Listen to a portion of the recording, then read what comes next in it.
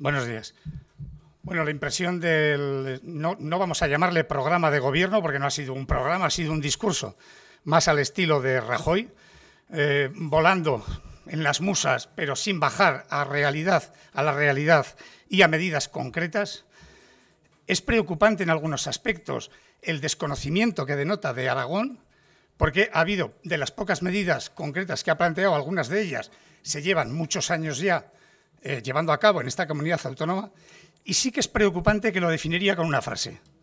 Es preocupante algunos de los aspectos que se denotan en el discurso, que es, ha estado 5 folios, ha leído y se ha referido a cuestiones filosóficas, y no más allá de 5 líneas se ha referido al tema de la dependencia.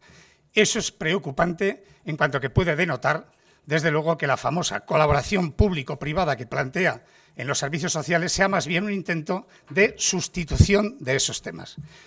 Por último, también decir que ha habido lagunas y lagunas importantes que no se ha referido ni siquiera como tema genérico, ya no como medidas concretas, sino como tema genérico. Por ejemplo, en temas del agua, preocupante que haya hecho referencia solamente al Pacto del Agua del 92 y no a la apuesta de consenso con los territorios y con todos los afectados que se ha hecho en la Comisión del Agua y en la Mesa del Agua.